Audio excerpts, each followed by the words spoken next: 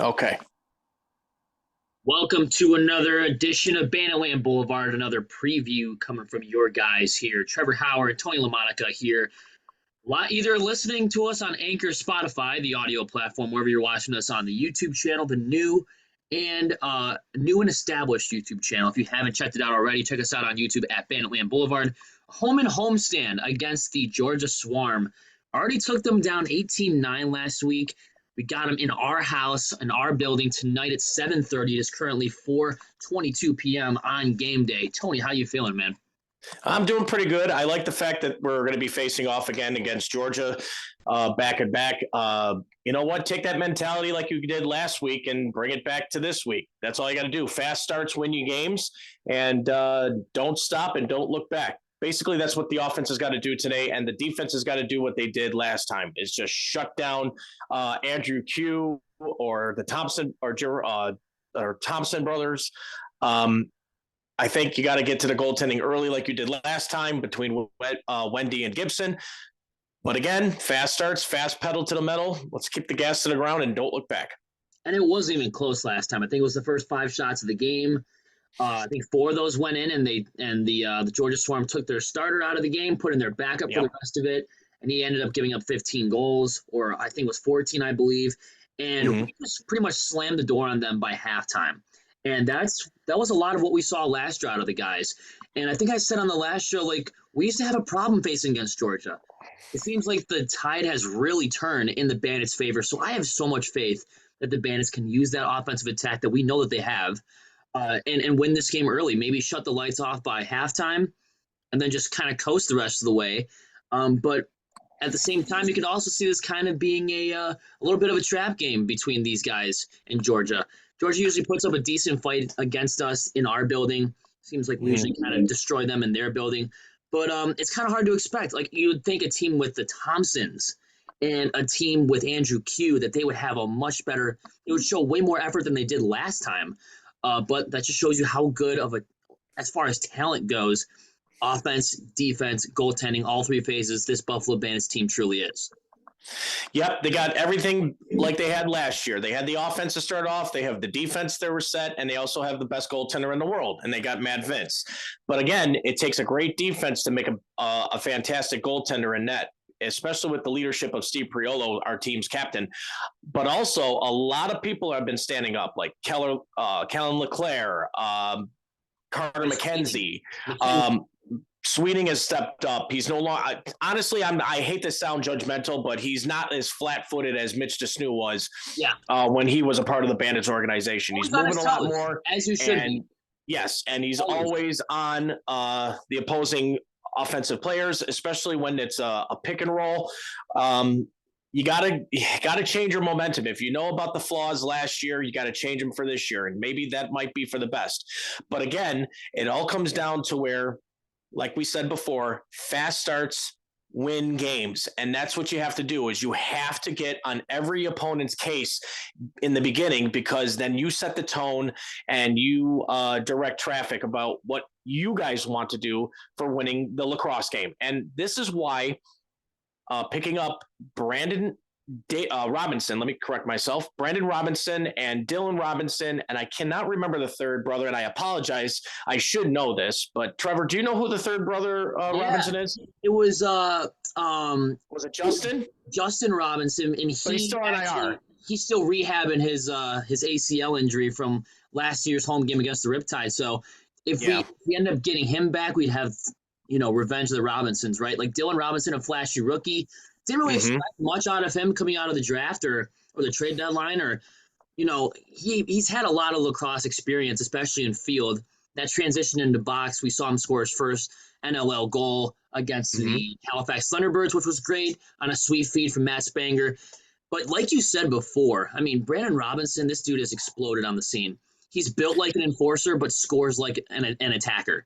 And those players come few and far between. So I love seeing those guys out there. And I've been seeing a lot of this on, especially on Facebook and stuff, where your number one source of Bandits content usually is. I don't really see a lot on Twitter and stuff like that, but a lot of people are calling him Connor Fields' replacement. I would say that they're comparing apples to oranges there because they're two completely different players. But Brandon Robinson is more of a defensive forward, but he can also score, lay big hits, and get into fights like we saw against Albany in week 1. You see the Steve Priolo, the true tough guys out of the lineup. So who steps up for that toughness factor? That's Brandon Robinson. But getting off to fast starts, using help from those guys, from those new acquisitions we got, and locking it down on defense, giving less pressure put on the defense. You give them a 4 or 5 goal lead, the pressure's kind of taken off. When it's a 2-goal lead, 1-goal lead, they got to play lockdown. And when they're playing lockdown for that long, it's going to eventually tire them out, and then something has to give. We saw that in the finals last year, of course, where we didn't have enough offensive power. We kind of let the defense do everything, and they got really tired really fast. That's pretty much what happened. Against a team like Georgia with a lot of young forwards, it's got to be the same as we did last week. Yep, just can't underestimate any team, technically speaking, in the National Lacrosse League, because any given game day, anything can happen. It could be an injury, it could be the tides have turned, and it could bite back into the team that had the momentum's face. But again, we also got to realize is that the fact that if you're going to remain hot, like you guys have been ever since week 1, you won the last 3 straight, you sent a message, you've been averaging almost 18 per. Number 1 in the power rankings, by the way. Number 1 in the National Lacrosse League power rankings. Which is because we have found maybe the rhythm that we were looking for, and maybe that first game was our wake-up call. And that's a good thing that Johnny Tavares has taught these guys. Like, listen, okay, we obviously didn't play our best, and we could do better than this. And that's what they did. They stepped up, and they won one game at a time. And again, that's what you have to do in this league. You have to win one game at a time. All your focus is on the team you play this very day. You can't just worry about who you're going to play down the road or what to expect for the next 3 or 4 weeks. It's that very game. Whoever you're playing, you focus on that and you find their weaknesses. And last week, Buffalo found their weakness early. That's why they won the game so fast and by double digits, and they never looked back. And that's what we have to continue to tell the guys to do, is to always put the pedal to the metal and then try to coast. But we all know as fans, we don't want to see them just go full throttle and then they're tanked and they're out of gas and they have no breath in their body and they just allow their opponents to come back. Sometimes you got to play discipline. You got to know when it's the right moment to score, know when it's time to start defending. But again, if the fast starts are working and you guys are up by 6 or 7, then just play smart and play defensively and do not go into the penalty box, because that's going to hurt you guys in case you guys are ahead. 6-7 goal lead in the second quarter. I don't care. Step on their throats and run up the score. I would do that. End the game by halftime. And by no means are we saying coast to the finish line. You got to keep scoring goals.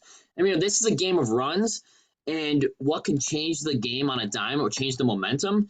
A big hit, big fight, sweet move. I mean, a team can be down by 5 goals, but if they get that one through the leg shot that puts them within 4, that could be all the rally or all the momentum they need to spark a rally. So we've seen the Bandits time and time again run up the score. We're just asking you guys keep doing that. They've been doing a decent job this year staying out of the penalty box. But I think the number one thing we got to focus on at home, which we didn't really tackle last time very well, is winning faceoffs and winning faceoffs consistently.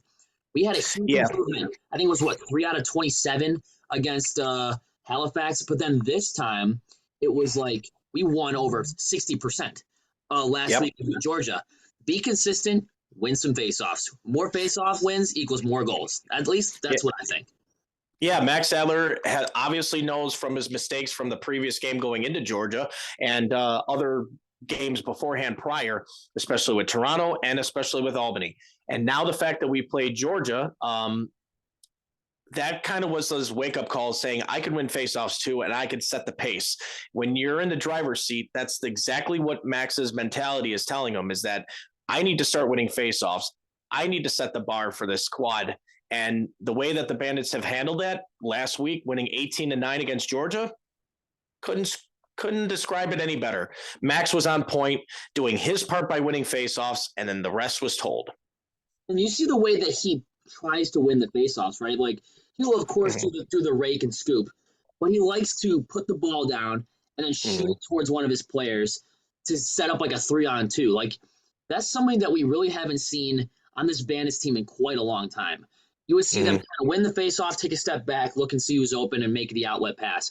But he's trying to set up an odd man rush right after the faceoff. So this could be right after a goal, right after a penalty, takes a faceoff, odd man rush the other way, boom, it's in the net. We saw that a few times against Georgia, or at least a couple of those chances on 3-on-2s hit off the post. But then again, you kind of aim your shot better. Those are goals all the way. And there's no doubt in my mind that this Buffalo Bandits team knows what happened against Albany. And this isn't like a Troy Cordingly team where the wins would come in like a snowball effect. Like you win a whole bunch, but then you lose that one game, and then you're on like a 4-game losing streak. Johnny T can lose one game and then win the next 9. That's how talented this guy is. And I think it's just above, playing 4 quarters. We watch the Sabres, right? They never play a third period ever, so they got to win the games in the first and second.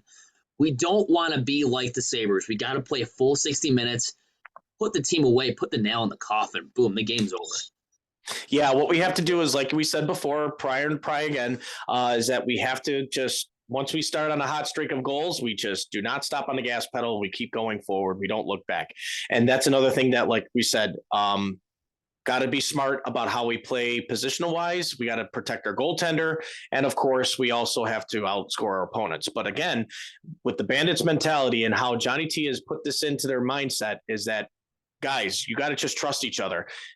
Work around the clock, make sure you scan the floor and see who was out there. And then, make the decision when it's the right time to. And they have done that so far this year. They haven't done anything silly, like had any over 8-second violations or over and back. I think most of it's actually been the other way around, is they forced their opponents to do the over and back violation like numerous times so far this year. And we have got absolutely 0 times of done doing that. And I remember specifically against Halifax, our last home game, right before the new year started. And I believe we were playing like contain, almost like a trap type of offensive defense, if that makes any sense. When they had the ball in their own zone, they would send 3 guys up to cover the outlet pass. So either the Bandits would intercept the pass and go in on an odd man rush, or they would keep them inside their own restraining line for the 8 seconds. They did that successfully like 4 or 5 times. I don't know if that's something that Johnny T drew up in practice, but it was really, really good that they did start doing that. I think other teams might catch on. The Bandits might not be as successful as they did earlier, but it goes to show you that they're working on new things. They're trying new things with their new players. They're young guys. Obviously, you can see that they're feeding Josh Byrne because he absolutely deserves, or I hate the word deserve. He has earned that pass, earned a shot at a goal, because it seems like everything he shoots is either a goal post or a goal.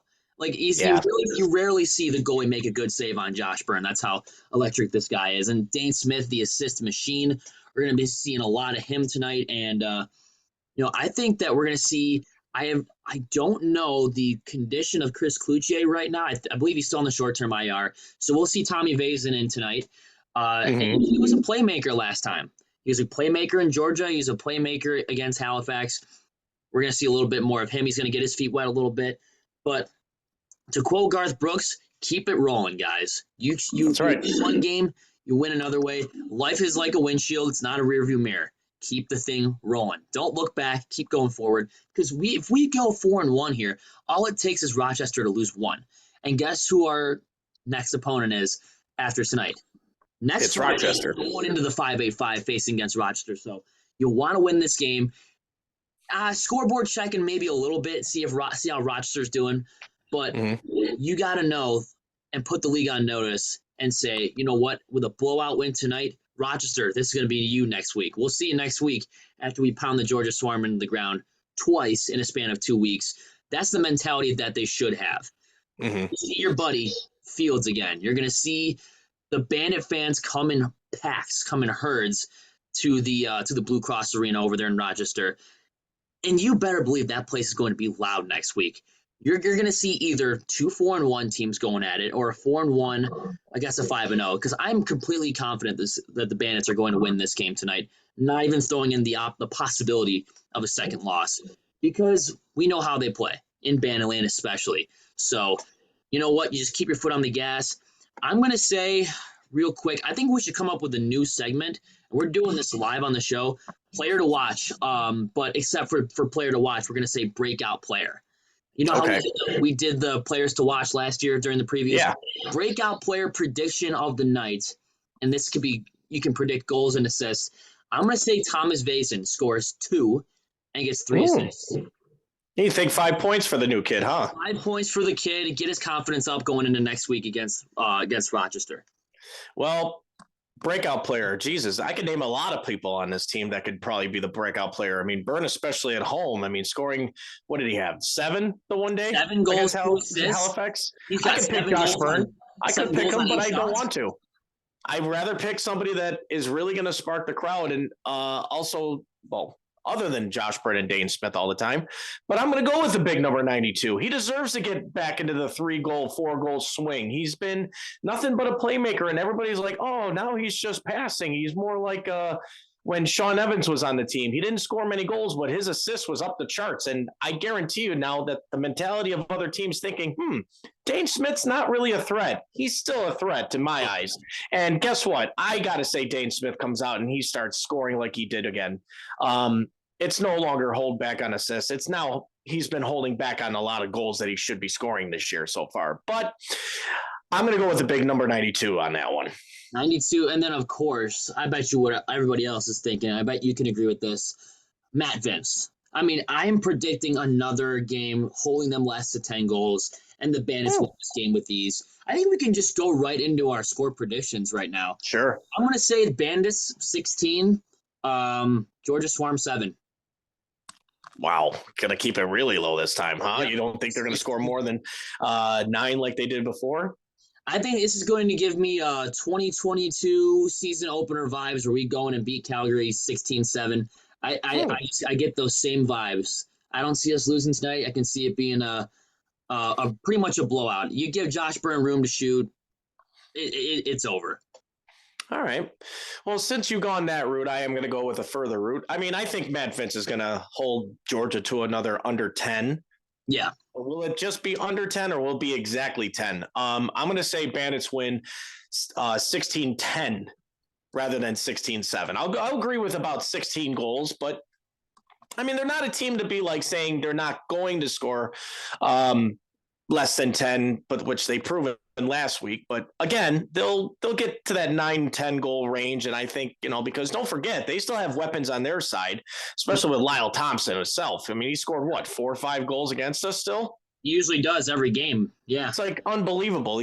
I mean, when they still lose, he still puts up numbers. So again, I'm going to give him the benefit of the doubt. Bandits win 16-10 tonight.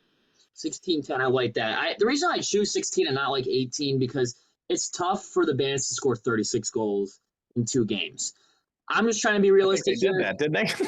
Well, I think I've done that before. But yeah. Back-to-back. This past 2 weeks. Back-to-back. 18. And Georgia. Yeah. Well, you know what? If you want to prove me wrong, go back-to-back 18 goal games. Triple stack. Man, that'd be sick. Do it. Because I know the other firepower on this team to do it. You see transitions that play defense, that take shots from the restraining line that score goals. I mean, how many other teams do that? Other than San Diego, Rochester, who are phenomenal teams to start off the year. Sure. I see a lot of other teams do that. So, man, and I also forgot Jeremy Thompson. Mm-hmm. The Thompson brothers, 3 of them on that team now. We had our buddy, Miles Thompson, who has connections with the Bandits, or used to at least, Lyle and Jeremy. So you got 3 of the Thompsons, Andrew Q. We'll say questionable goaltending. I think that's their Achilles heel. You get some bounce shots. It is. He's not stopping it. Just both of them aren't stopping it. So I got 16-7. You got 16-10. If you're going to the game, be loud, be proud, and watch the Bandits go 4-1. Enjoy yourself. Yep, KeyBank Center tonight at 7:30 is going to be on ESPN Plus and on the radio station of 1520. So tune into those guys. And once again, before we do head off, I'd just like to say, if you like what we do here for the Buffalo content for about the Buffalo Bandits lacrosse team, please like and subscribe to our YouTube channel, and also listen to us on Spotify, brought to you by Anchor.fm. Always get those numbers up, and always subscribe. If you love the Bandits, you don't like the Bandits, you like lacrosse, you just want some lacrosse content to follow, hit that sub button, because we're going to be making way more of these. And also punch that notification bell too. Punch that hard. Punch it hard, so you know whenever we upload. Take the shot like a lacrosse ball. Just shoot at it. Like a Josh Burns sidearm. Chris Kuche underhand. Slap it that hard is what we're saying. But at the same time, also, Spotify numbers were great. I think I said that on the last podcast, but our Spotify numbers were great. We launched this show maybe week 4, week 5 of last year, and we had a lot of downloads. So we got to keep that thing going. We appreciate you guys. We wouldn't be here. Thank you, guys. Keep it up. So if you guys are going to the game tonight, be loud, sell that arena out. If you're not, and you're following the Sabres game, tune into 1520. Mute Dan Dunleavy and turn 1520 on in the background, so you're watching the Sabres and the Bandits, or do a little split screen action, one of the two. But I think with that said, Tony, we're gonna go 4-1. 4-1. I gotta say. I say 4-1. Why not? You know what else I say? I say this concludes this episode of the pod, and all I got to say now is one simple sentence. Sure. Let's go. Bandits. Let's freaking go. Let's go.